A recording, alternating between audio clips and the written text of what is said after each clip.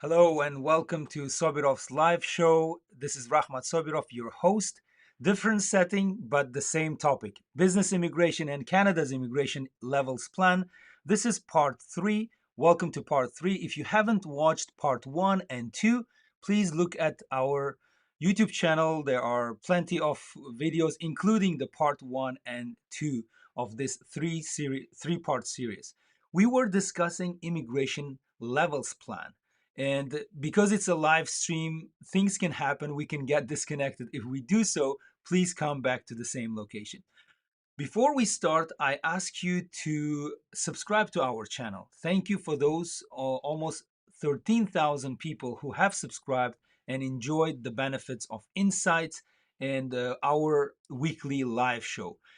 We take one topic, we try to discuss it in more detail, and then we get to your questions. For example, you can put your questions and I will bring it to the screen and tackle it right away. For those who are watching us from different parts of the world, we are aiming to bring down the non-subscribed statistics to 50%. So if you're watching and haven't subscribed, make sure you do.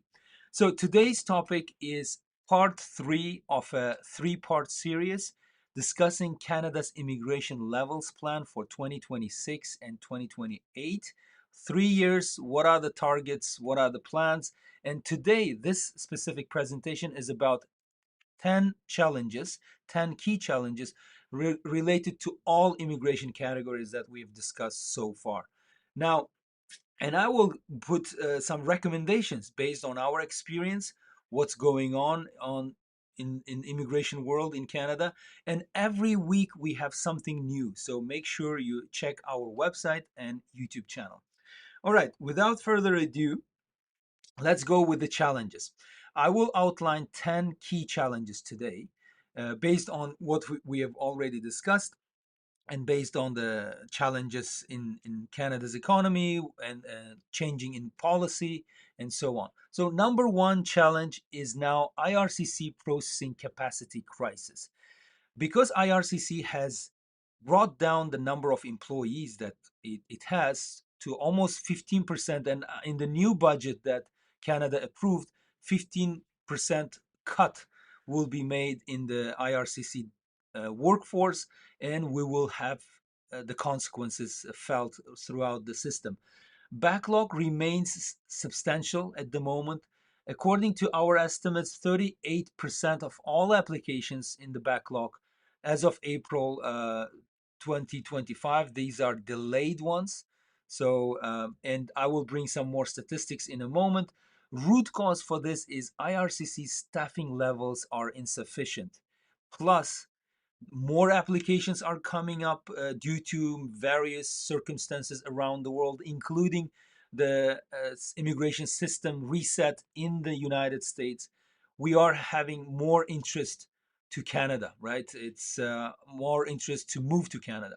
So backlog not solvable just by policy. The policy being is we want to bring fewer immigrants, smaller number of immigrants.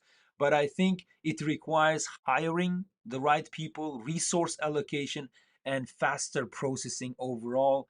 We have almost 2.2 million applications in the backlog, and I will go into detail in a moment. Processing delays are inevitable regardless of policy intent. The new policy is about quality over quantity, right? We've discussed in part 1 and part 2 that Canada is now selecting quality over quantity. We may bring fewer people, but we want to bring better, more qualified, best of the best around the world. So that's the policy, but it doesn't necessarily clear up the existing backlog, right? The existing backlog is a historical backlog, and we it's not that easy to clear 2.2 million applications. Challenge number two. Before I go to challenge number two, let me bring you the numbers.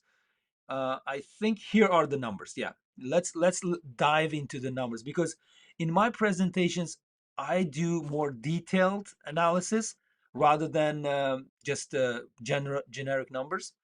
So IRCC backlog as of December 1st, I just checked it a few days ago. So now you can see almost 2.2 million total applications, and half of them are almost half of them is not within the service standards, right? Is not is delayed. So now, if you compare let's look at the temporary residents. These are applications of students, workers, and those who are coming temporarily, like tourists. 55% seems to be within the standard, which is about 1 million applications, but 45% is not within the standard. It's delayed. Okay. That's the challenge we have. And when you have a delay in the system, it's really hard to plan. As an immigrant, I've been through the system. It's really difficult to plan your move to Canada or your visit to Canada, right? So permanent residence, that's where the main concern is in the population. So 47% are within the service standards, like they're processed accordingly, like in with good speed. However, 53%, the number at the top, 53% is not within the standard. So more than um, so there are almost a million applications for permanent residence, almost a million within um, total application for permanent residence. Within that, only 430,000 is within standards. Around 500,000 is still in the slower pace, right? So that's the problem. Now, citizenship is the final destination in the sense that ultimate goal. If you want to become a Canadian citizen, you still have to wait, but that's the number is more positive there. 79% is processed of files are processed very well, but 21% are within the delay. Okay, I can see your questions, and I welcome your questions. Please do bring your questions as I proceed with my presentation. So, challenge number two, lack of transparency. Overall, and in 2025, things have changed so dramatically. From one perspective, it's difficult to be transparent. If I were a government, it's really difficult to be transparent. Why? Because there are so many moving parts. What's going to happen? The elections, the new prime minister, new immigration minister. If you say something today, in 2 weeks, that might not be true. So they were very silent for a long time, but uh, to be specific, IRCC stopped publishing monthly data since September 2025.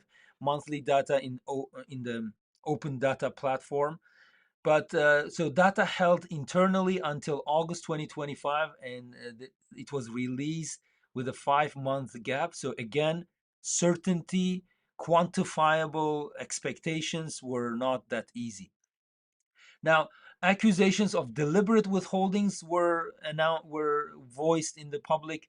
There were, accusations to avoid any political scrutiny. As I said, there were many things moving dramatically in Canada, in Canadian politics, and Canadian immigration policy. So it was very dangerous for government to say something. If they said, they would be accountable for. If they didn't say, they're still not transparent. So official explanation was changes in how data is presented uh, being implemented, and we had a piece on SUV startup visa program, why there are so many refusals right now. We try to theorize it, why government is now refusing. Check out on sobirovs.com website, and we have some theories on why the refusal rate is so high.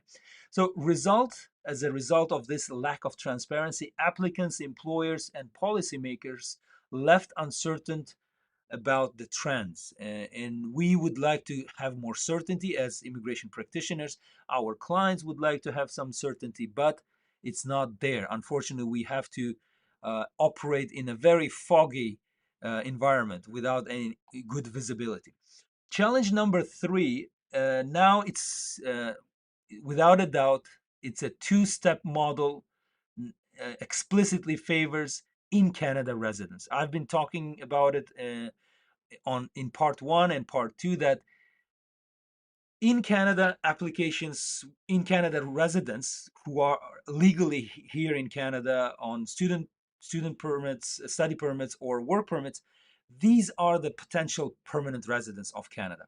And now it was obvious before, but this is more like a uh, going forward. There will be two-step to PR in most cases, unless you have some uh, amazing qualifications. So policy shift from direct immigration to temporary then PR model is very obvious now. 40% of future in 2026, 40% of permanent residents will be among those who are already in Canada temporarily, legally working and studying. Excuse me. So government explicitly prioritizing existing temporary residents, um, legal temporary residents, direct immigration from abroad now secondary pathway. Do you agree? I want to hear your views. Do you agree that this has become the secondary, direct to PR has become challenging and secondary to pathway? If you agree, please share your thoughts. And this creates systemic disadvantage for applicants from outside of Canada. That's I've been receiving tons of questions every day. Many qualified candidates who are not in Canada at the moment, they are waiting in the pool, but unfortunately, they have to have plan B at the minimum, if not plan B and C. So, do you think it's fair? Share your comments. Do you think it's fair to put candidates outside of Canada into such a disadvantaged position? So next, we discuss the numbers. Now, challenge number 4. Now, it's more evident now that employer and designated organizations or provinces have become the gatekeepers of immigration. Let me explain how. Now, government is saying the following.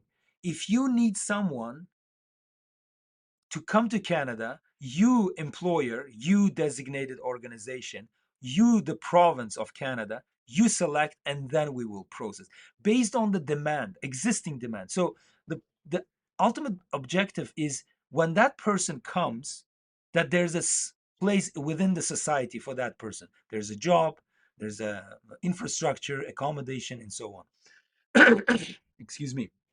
So, employment pathway increasingly requires employer sponsorship. Now, employers are one of the gatekeepers.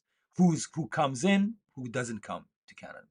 Business pathway increasingly requires designated organizations or government appointed organizations such as under startup visa program, PNP entrepreneur programs. These are the gatekeepers. These are the people or organizations who will select you as a potential candidate for immigration. Reduces applicant autonomy in selection. Yes, you are dependent on those organizations or entities. You basically you are at the mercy of them be selecting you as a candidate. Employer and organizations now gatekeepers to permanent residency too. Even if they bring you temporarily, that creates a very good opportunity for you once you are in Canada, that now you have a chance for permanent residence. So ultimately, I think federal government has been criticized heavily. Now they have a very good explanation. Okay, employers, provinces, and organizations, you select and then we approve. That's very obvious now, and I don't know how it pans out in the future, and the probably backlog will shift from federal government to those entities involved. Challenge number 5: regional inconsistency in PNP programs. Many people know about PNPs, many people want to go to different provinces. However, provincial nominee programs vary dramatically by province because those provinces are different. Newfoundland is way different than Alberta or BC, Manitoba or Saskatchewan. They are so different. These are, imagine them as, well, not in practice, but theoretically, imagine them as separate entities who select immigrants to their own jurisdiction. Each province has different criteria, different streams, targets, and speed. I've noticed that British Columbia is very fast, Alberta is very fast, Nova Scotia is very fast. New Brunswick has become quite positively aggressive in selecting the candidates, especially with the business immigration, which we specialize in. It's very obvious that related to challenge number 4, Provinces are the gatekeepers. This, however, creates uncertainty and requires province-specific strategy. For example, my clients can come and say, "Hey, I'm interested in Alberta, in Saskatchewan, and in British Columbia." Then you need three strategies, not just one that fits all. There's nothing like that, and I think we will see. We will see that you need more strategies implemented with your immigration advisors. By the way, let me. I can see your questions. Thank you very much. Welcome to the show. Please put your questions, and we will take as much time as needed. That's one thing to answer your questions. Plus, excuse me. Plus, um, we will stay in the comment section in the next hour after this live stream. Okay. If you missed this part, don't worry. We will come to the questions under in the comment section wherever you're joining us from. Leave them in the comments, and we will tackle them accordingly. Okay. Now, challenge number 6: language proficiency. I will go into detail, but here's an outline. Minimum language requirements increase across all programs. The minimum, I would say, not not the eligibility part, but realistic probability of success with that language, let's say CLB 5 or 7 or so on. Realistically, what should be your language skills? That demand has increased. Minimum language requirements increased. CLB 7 is now standard for professional streams. It was around 4 and 5 historically. CLB 5 is now standard for many skilled trades. That was 3 and 4 historically. Non-negotiable eligibility criterion, this is language. If you don't hit that language, you're automatically below the threshold, and you're not successful. Particularly, that impacts applicants from non-English speaking countries, and I would add non-French non-French speaking countries. Why French is important? Look at this. Look at this. It is 2025 express entry draws. Look at the numbers.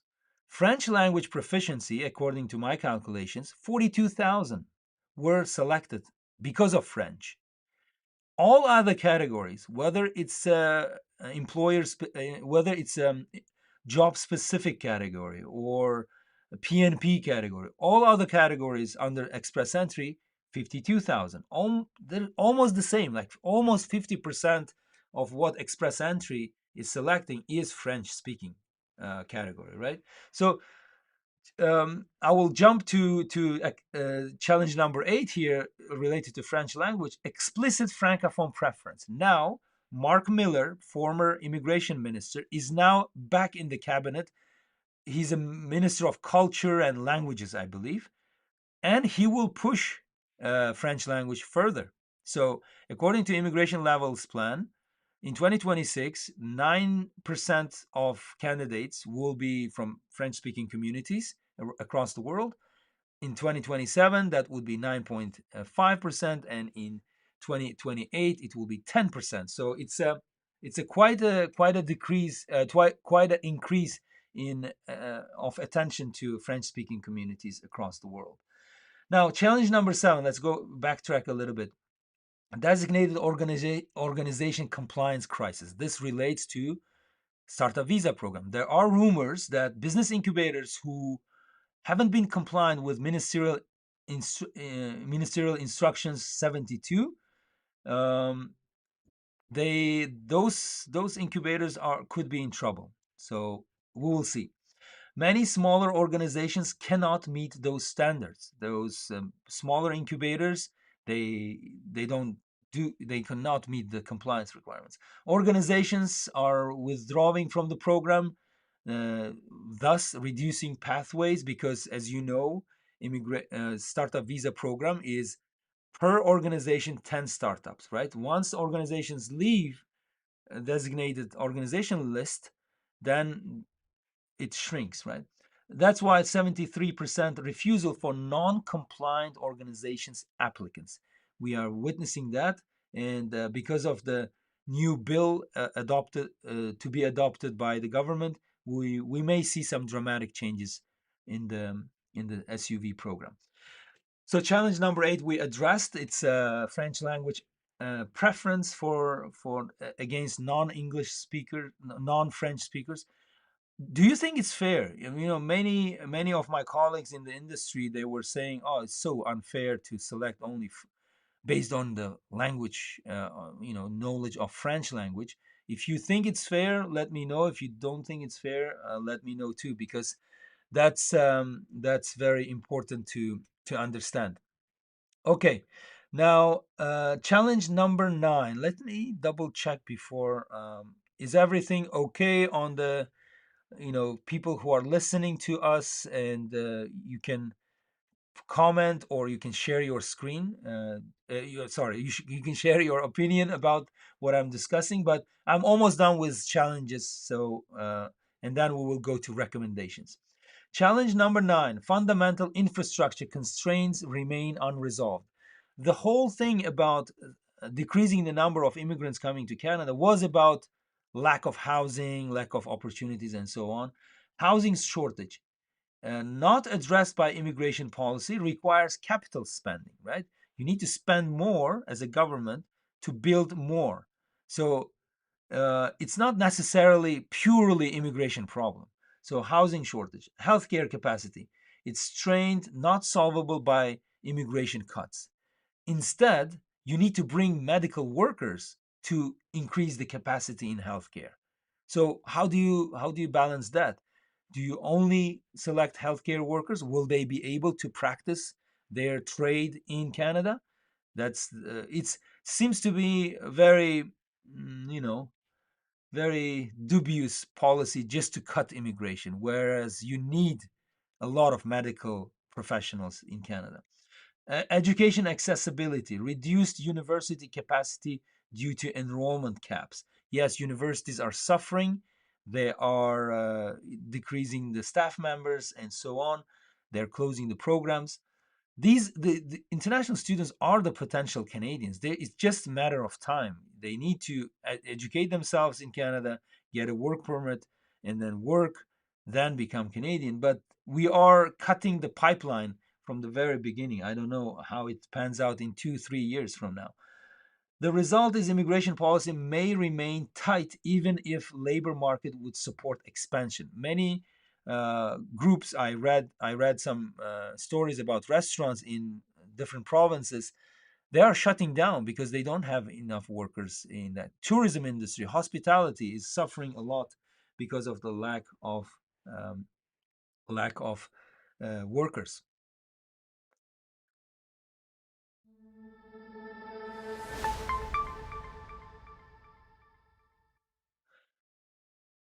So now, the last challenge that we have is the challenge political volatility and anti-immigrant sentiment. We are aware that people are not happy with immigration. 60% of Canadians support immigration cuts. Uh, Understandably or consciously or unconsciously, they just see one source of problem, immigration. No, it's not. There are at least 10 other problems that are contributing to the current situation. But try to persuade them otherwise. It's very difficult. uh, Political risks. Future governments could implement even more restrictions to please the crowd. I think we are in that era where we are reacting. Whatever crowd is saying, we are not looking long into the future, like 10, 20, 30 years into the future. But unfortunately, to please the crowd, politicians have to play the game. uh, Policy reversals possible depending on electoral outcomes, but for the next 4 years, liberals are on the steering wheel. You're using, analogy of an automobile. They are driving us to the new era, but it creates uncertainty for long-term planning. You cannot really plan multi-billion-dollar investments that are trying to attract depend on long-term planning, not just 3-4 year plans. Okay. In addition to that, global challenges, tariff wars, and real wars in Ukraine, in other parts of the world, this whole thing is still very, very volatile. And we will see more adjustments as in the new year as we try to implement some changes in immigration. Now, let's uh, let's take a quick break and come back where we discuss the recommendations for each category: uh, students, workers, entrepreneurs, and so on. Let's take a quick break, okay? And looking for a convenient way to stay informed about expanding your business to Canada? Look no further. Introducing Speaking of Canada, the podcast that keeps you in the loop on all things related to Canadian business immigration, delivering the latest news, invaluable tips, and captivating interviews, no matter how busy your schedule gets. Speaking of Canada has got you covered. All right. So we're back. Um, let's go to the let's go to our recommendations now. Let me bring the presentation. Now, recommendation for each category. Let's start with international students because they are the ones who are suffering a lot. They've been targeted, they've been promised certain things, but not delivering on the promise. But let's see. Let's see. It's a reality check, okay? First, for prospective international students, if you want to study in Canada, do this. Study permit refusal rates approaching 80% in some regions. Look at your regional statistics, where you come from. Is it realistic? Are you getting to the top schools or not? So processing times, it's about between 4 to 12 weeks typically, but delays are possible in your region. So plan ahead, plan accordingly. Post-graduation work permit now restricted to certain programs, college graduates especially. If you're coming to a college, double check if your program is eligible for postgraduate work permit, post-graduation work permit. Because to be honest, coming to Canada and not be able to practice your knowledge after graduation is quite challenging unless you have a clear plan. You come to Canada, study, and go back to your home country to advance in your career. That's also possible. Study pathway to permanent residence is no longer a reliable pathway. Unfortunately, government is clear. They say students are never been promised permanent residence. Now, if you want to come to study, by all means, come and study and go back to your home country. That's what the message by the government. Unfortunately, that's study permit to PR pathway is not super reliable. It's possible depending on the school you go to, depending on the program you study, and so on. Strategic recommendations based on that is if you are committed to Canada, if you really want to study in Canada, apply immediately before capacity further shrinks. It could be because now each province has quotas. Look at the province, look at the school where you're going, and apply faster. Apply to provinces with less competition. Consider that.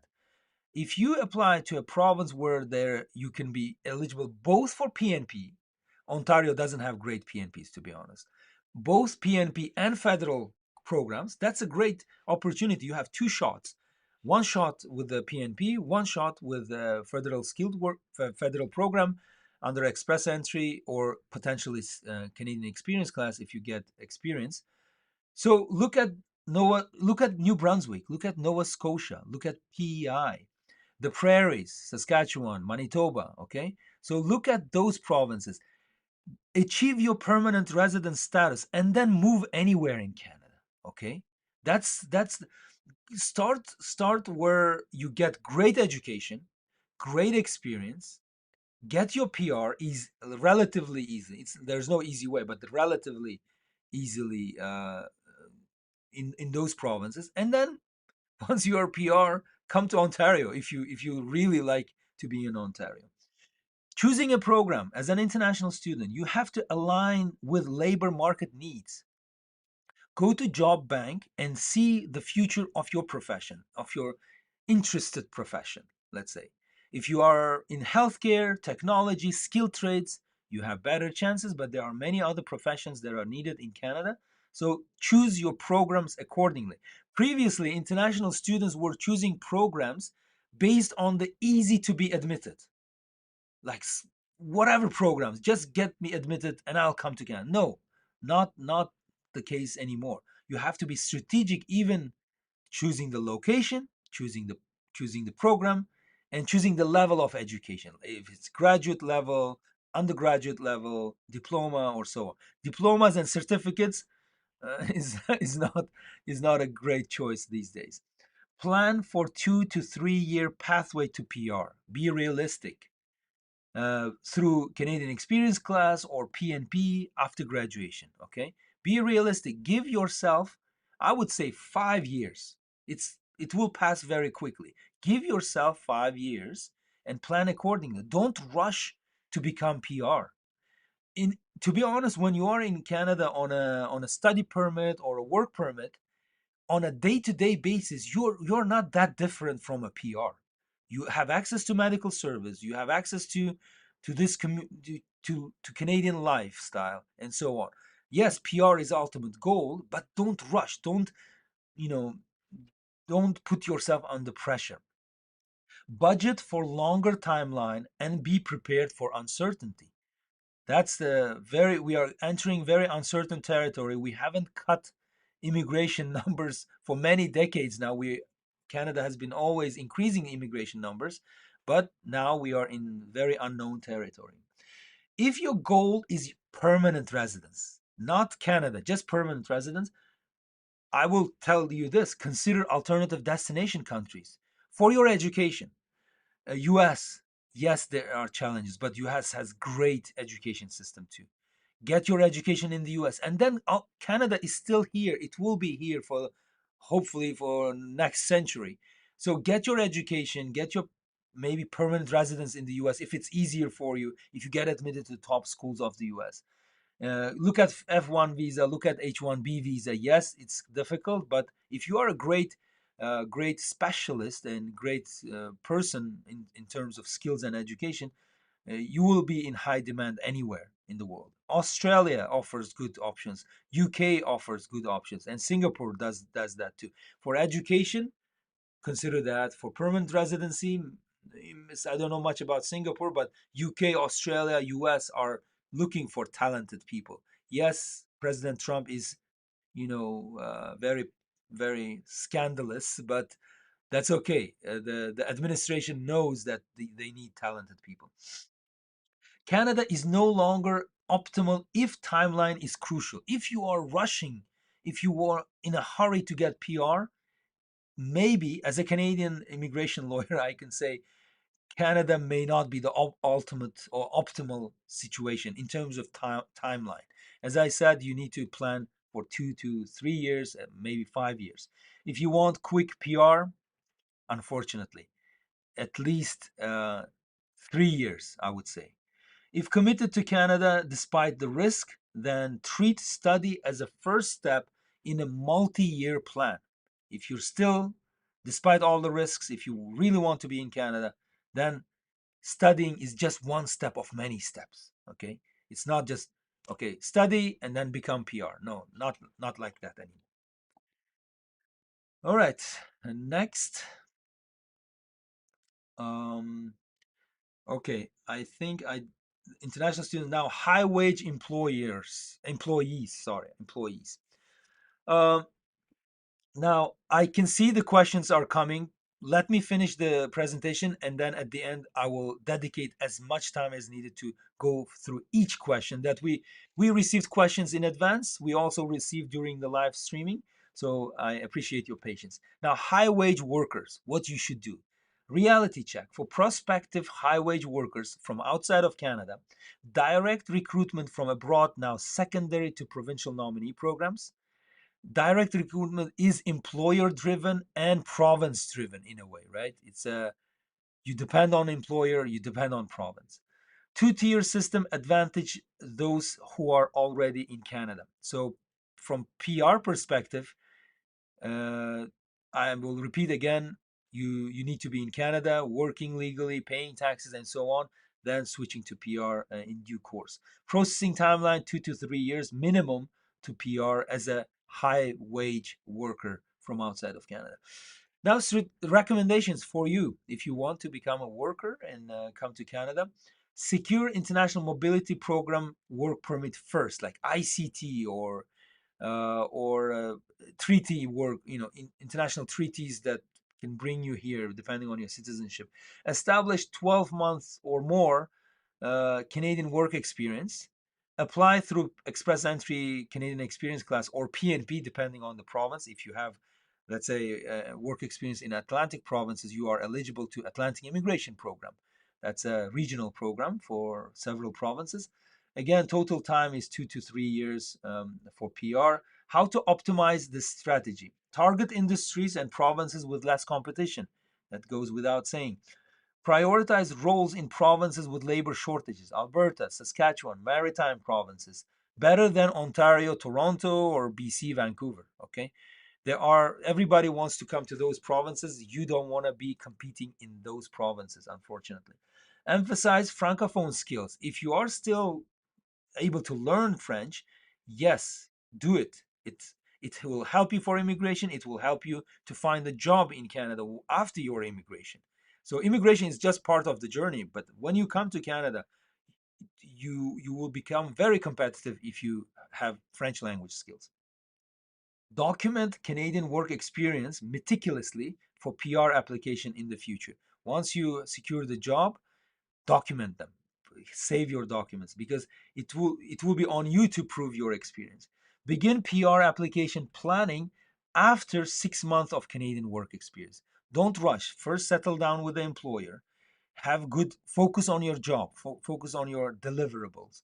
Then maybe after 6 months, start looking at the PR options because it will take some time to prepare documents. Once you hit 1 year work experience, then more opportunities will come to you. Timelines, again here, months 0 to 2, secure a work permit. Job bank is a place, networking, referrals, and so on. Month 2 3, relocate and begin Canadian employment. Month 3 to 15, accumulate 1 year work experience. Submit your PR, then receive PR approval. Total time, I estimate 2 to 3 years for high wage workers. Now, low skill workers, because many people are asking about low skill. That's a very interesting category because there are certain exceptions to agriculture, construction workers, and so on. Let's look at that. Reality check is temporary foreign worker access is conditional on job offer and sector qualification. Certain sectors are given exception. Regional restrictions. You need to find out the region where unemployment is not more than 6%. If it's more than 6%, then it's restricted area, subject to sector qualifications. But and the unemployment, unfortunately, is rising across Canada. Uh, Note that everything is available online. You need to find the regions where unemployment is low, and for foreign workers could be hired by employers in those regions where unemployment is low. However, hospitality and retail industries are particularly constrained because they are not in the exception list. Agriculture, healthcare, and construction is exempted from that ruling of 6% or more of unemployment. Agriculture and healthcare still accessible. In the low skill category, that's where low wage, low skill category. That's these industries are still accessible. Recommendations: if in agriculture, healthcare, construction, or transportation is also some one sector that can benefit from foreign workers. Pursue temporary foreign worker program or international mobility program. That's where you have better chance. Secure 2 year work experience in Canada. That new the rumors about 33,000 people to be fast tracked to PR. That's an initiative. We don't know the details yet. Maybe you may qualify to in year one in 2026, half of 33,000. That's 16.5 thousand. In 2027, 16.5 thousand. Maybe first fast track to PR. That requires your contribution, your paying taxes, you're working legally, and so on. Timeline again for PR is 2 to 3 years. Don't bring your family while you are on work permit. That's my strategic advice, because you want to be very agile when you are on a work permit. Perhaps you change locations, perhaps you change employment, and so on. But when you are with a family, that's a big luggage to carry when change is needed. Okay, get your work permit, work experience, and then consider bringing your family when you are moving towards permanent residence, because on a work permit, plus it's expensive to maintain family while you are working on a low skill job or low wage job. If you are in hospitality, retail, or other constrained sectors, consider upskilling to higher demand occupation. Explore alternative destination countries again with more accessible low skill pathways. There are many countries hiring around the world. Canada is one of them, but it's becoming more competitive. If you are committed to Canada, targeting rural and remote employers in non restricted regions. Yes, you probably want to be in Toronto, but start your journey in rural community or remote community, especially with low skill and low wage position. It's easier to live in less expensive places. Now, strategic steps for low skill, low wage workers: identify sector specific employers in non restricted regions, secure a job offer at prevailing wage. Employer will apply for LMIA, will have to apply for LMIA. Upon LMIA approval, you apply for work permit and receive your work permit. Again, emphasize, don't bring your family yet on work permit.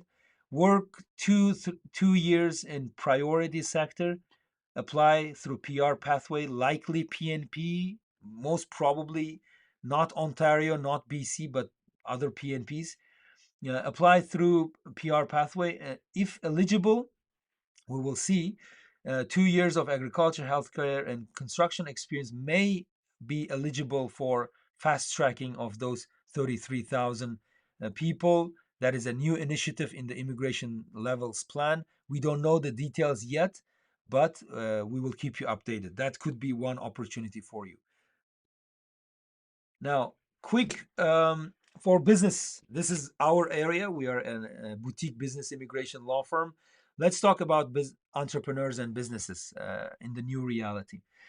So, uh, considering SUV, if you are in the SUV, please note that 43,800 people, last time I checked, people, not applications, people are in the SUV backlog. That's too much. That's too many, too many people.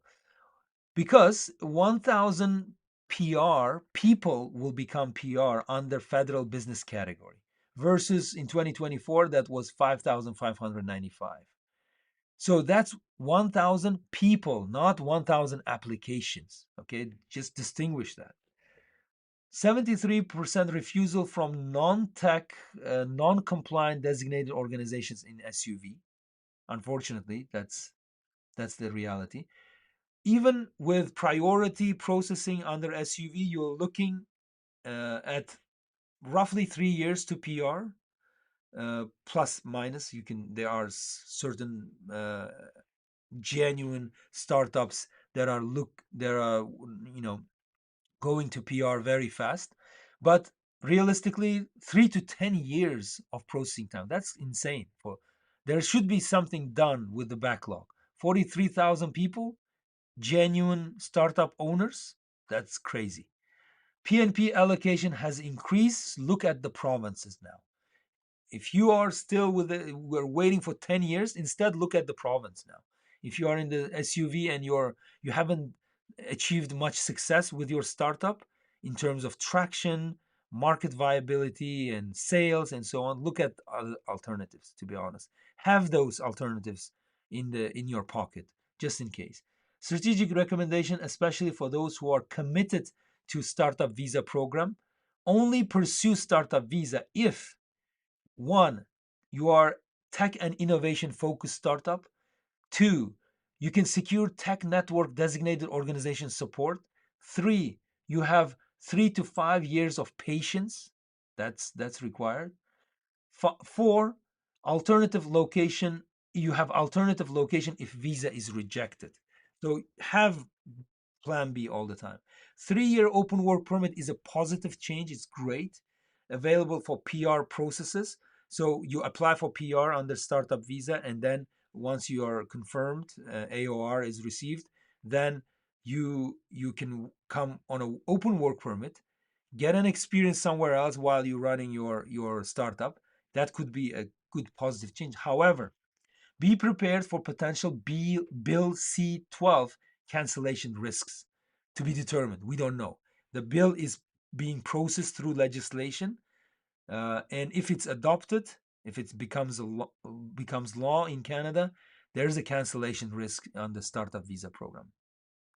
I don't know. I heard many of my industry colleagues. There's a risk, unfortunately, once the bill becomes a law. Now, if you are open to alternative approaches, if you are, and it's recommended, other than startups, there are other business immigration programs. One, look at intra-company transfer. Transfer existing business subsidiary to Canada faster than SUV. This is faster. Yes, it's temporary, but it gets access to Canadian market faster if you're genuinely interested in doing business in Canada. Temporary foreign work, temporary work permit transition. Come on a work permit, build a business, transition through PNP 2 to 3 years. It's more reliable. That's a PNP entrepreneur stream, especially. It will be much faster. Look at other destinations. It goes against my marketing spiel, but look at other destinations for now. Why? If you do business in the US and you have some operations there, it will be easier for you to expand to Canada. US EB5 visa, L1 visa, UK innovator visa, Portugal. There are so many visas. Make your initial steps to other foreign country and then ultimate step to Canada. So don't rush. What needs to be done needs to be done. Um, Look at alternative destinations, easier destinations first, then expand to Canada in 2 to 3 years. That's also a possibility. Permanent residency through employment first. Come as an employee of your future company, then transition to business ownership after PR. So come, buy some part of a company in Canada, and hopefully that company will hire you as an employee, and then take over slowly. It takes time. Specific steps if you are committed to startup visa. Again, startup visa is very popular. Identify tech network affiliated designated organization only. Non-priority. Don't waste your time, to be honest. Ensure business plan meets significant economic benefit threshold. It should be economic benefit in Canada for Canada. Secure 200,000 plus funds per team member. Startup visa program is not cheap and it requires money. Secure designated organization support. We told that. Investment plus mentorship commitment. Submit your PR and get your acknowledgement of receipt. Get your 3-year open work permit. Come to Canada. Work on a startup while waiting for your PR. Wait for your PR. Hopefully, with priority processing, it's less than 3 years, but 3 to 5 years. Receive your PR and live your Canadian life. Now, forward-looking implications. All this is good, is okay. What are the insights I want to share with you? Policy trajectory and durability. Not much changes until 2029. I don't expect too many changes now that the policy have been pivoted and changed. I don't think much will change anytime soon. Infrastructure constraints, they persist. Problems cannot be solved fast. It needs time, like capacity in Canada, employment opportunities, and so on. Labor market pressure, that's a wild card. More people are needed regardless of politics. We are going into what Mark Carney says, nation building projects in Canada. Who will be building those projects? Unknown. But yes, hopefully Canadians and foreign workers will build together. Provincial variation likely to persist. There will not be a uniform PNP programs. Every province will be selecting their own agenda and pushing forward. Technology and process improvement is expected. audits and data sharing is underway between organizations like CBSA, Immigration Canada, CRA, all those things, plus digital visas, by the way. Canada is testing now digital visas with some citizens of Morocco. And if this digital visa pilot program is successful, then it can be implemented across the board, which may fast make the processing faster, hopefully, with digital visas. International competition is intensifying. Canada's market share may be declining in terms of attracting the best and the brightest from around the world. Startup visa program outlook: if Bill C-12 is adopted, there's a danger of cancellation and revising the program, or even totally canceling it. I don't know. It could be. One time initiative impact on future baseline. Many people say that the immigration levels plan outlines that there will be 380,000 people, but in fact, according to my calculation and other industry players' calculations, it will be in the next 2-3 years, it will be 454,000 per year. Now let's look at the categories. 150,000 protected persons will be converted to PR. 33,000 temporary foreign workers will be converted to PR in the next 2 years. Then add to the level plan, the annual plan, 380,000 for 26, 380,000 for 27. In the next 2 years, you will have, if you divide by two, you will have 454,000 per year becoming PRs in Canada. So that's the real number, not those things that we hear online. So now alternative pathways you need to consider. I outlined that: intercompany transfer, PNP and C11, alternative destinations, or even you can wait and see what happens with in the new year, what happens with Canadian immigration. You can wait and see and decide as things progress. What we can do, just a quick announcement, what we can do, we will understand your goals and your strengths and limitations. We will find the right strategy for you, and with patience we will have the solutions for to achieve your goals. And if you are a business immigration applicant, the immigration will be on us. You run your business first, okay? So if you want to talk to us, Sobirovs law firm is a dedicated team of professionals, licensed lawyers, and immigration consultants helping your business to immigrate to Canada. We will bring you and your business to Canada. Now it's time for our questions. Quick announcement, and then we will come to your questions, okay? Check us out on social media. Follow us on Instagram, TikTok, LinkedIn, Facebook, and Twitter for the latest news and updates.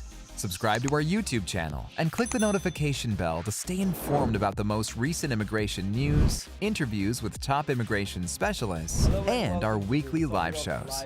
Visit our website at www.sobirovs.com for more information or to book a consultation with our team of experts.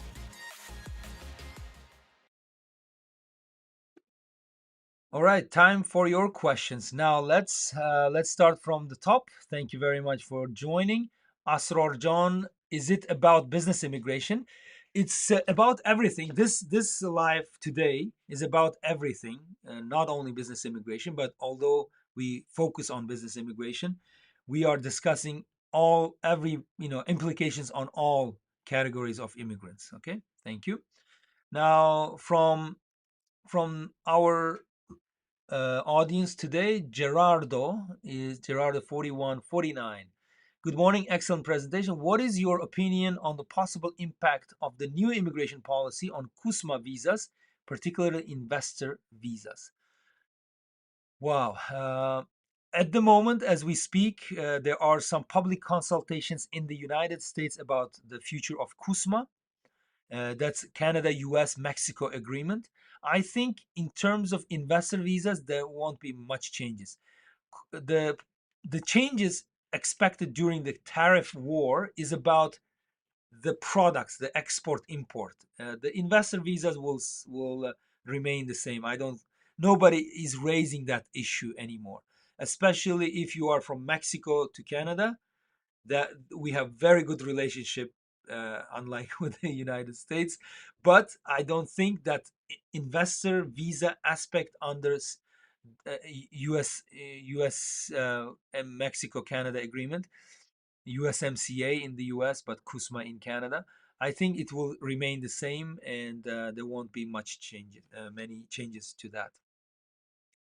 Now, we also have questions in advance. This is from our audience. Since IRCC stopped releasing monthly data in 2025, what steps can applicants take to make informed decisions despite the lack of updated statistics? That's a great question. I think you just have to be on top of things. Read the news, read the analysis by lawyers like us, and make your as informed decision as possible. That's what I would say. Now, Negar Mozaffari is asking the questions.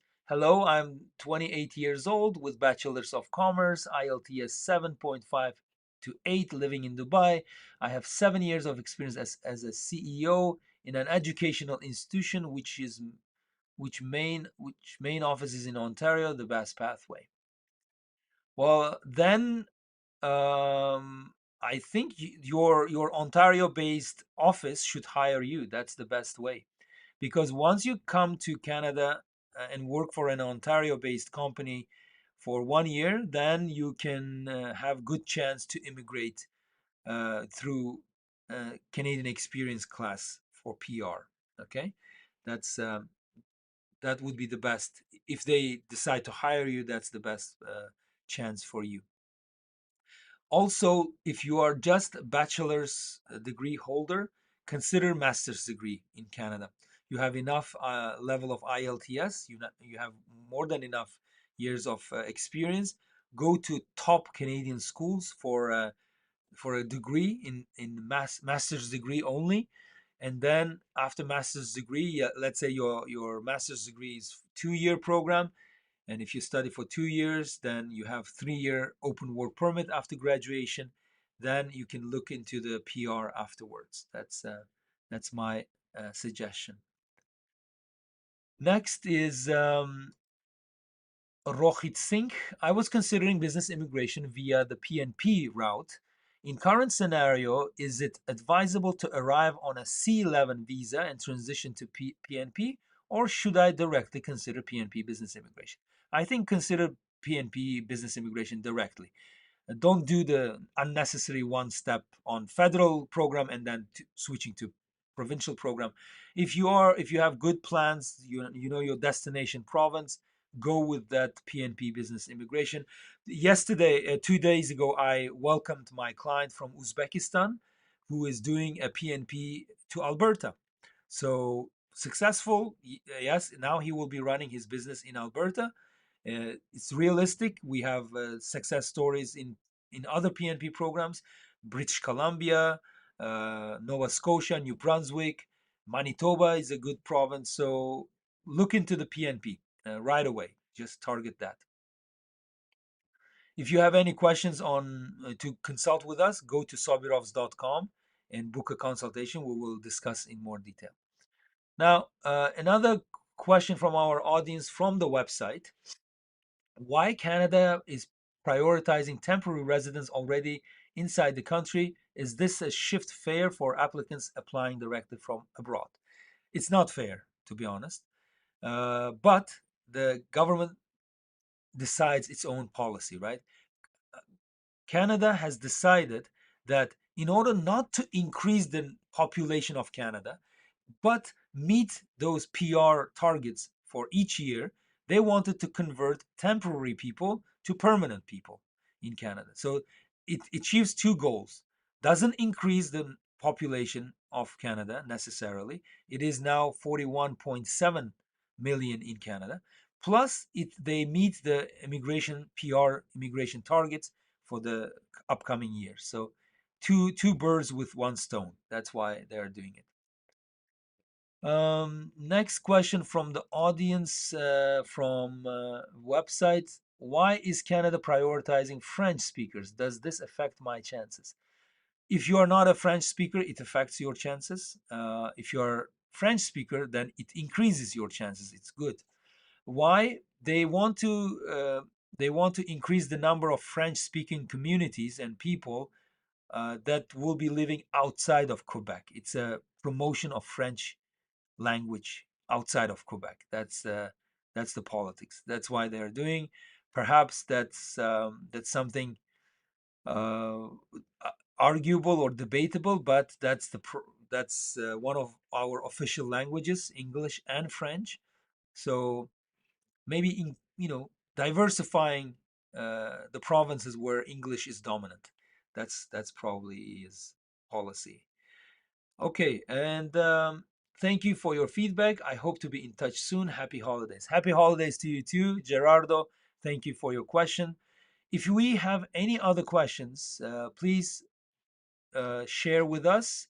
If not, then I invite you to visit our website and follow us on different platforms. Sobirov's Law Firm is the handle you want to follow. And if you have any questions, I will take them. Plus, make sure you subscribe to YouTube channel and leave your questions in the comments. We will be in the next hour. We will be in the comment section answering those questions to you for you. Okay, whether it's on Facebook or Instagram or whatever.